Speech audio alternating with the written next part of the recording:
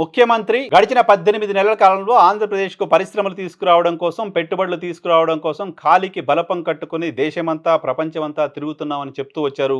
20 లక్షల కోట్ల రూపాయల పెట్టుబడులు సేకరించామని చెప్తూ వచ్చారు.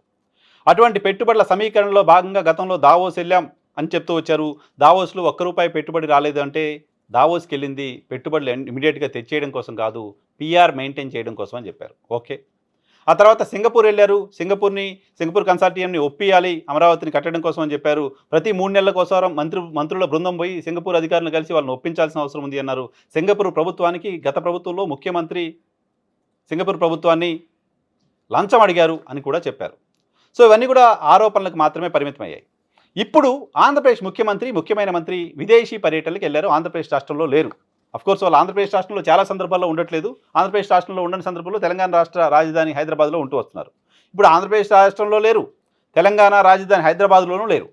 ఎక్కడున్నారో ఎవరికి తెలియదు. ఆంధ్రప్రదేశ్ మంత్రి లోకేష్ ఎక్కడున్నారో ఏ ఒక్కరికి తెలియదు.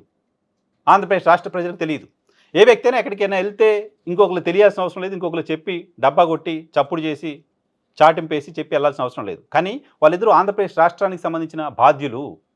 ఆంధ్రప్రదేశ్ ముఖ్యమంత్రి పర్యటన, ఆంధ్రప్రదేశ్ మంత్రులకు సంబంధించిన పర్యటనలు పబ్లిక్ డొమైన్లో ఉండాల్సిన అవసరం ఉంది. ప్రజలకు తెలియాల్సిన అవసరం ఉంది. వాళ్ళ పర్యటనలన్నీ కూడా ప్రభుత్వ ధనంతో జరుగుతుంటాయి. వాళ్ళ ప్రతి నిమిషం సమయం కూడా ఆంధ్రప్రదేశ్ ప్రజలకు సంబంధించిన సమయమే.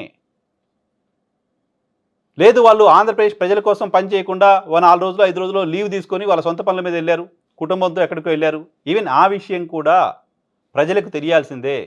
ఆ విషయం కూడా పబ్లిక్ డొమైన్లో ఉండాల్సిందే. ఫలానా దగ్గరికి వెళ్ళారనే సమాచారమైనా ఉండాల్సిందే.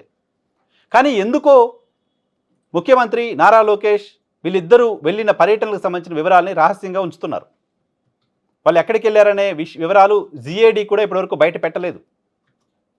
ప్రతిరోజు ముందు రోజే ముఖ్యమంత్రి రేపు పొద్దున ఎక్కడికి వెళ్తారు, ఏంటి, ఏ సమావేశానికి వెళ్తారు, ఏ టైంకి వెళ్తారు, ఎక్కడికి వస్తారు, ఇదంతా కూడా షెడ్యూల్ వస్తుంది ముఖ్యమంత్రికి సంబంధించిన షెడ్యూల్. బట్ చంద్రబాబు నాయుడు గారికి సంబంధించిన షెడ్యూల్ 30వ తారీఖు తర్వాత కనపడట్లా.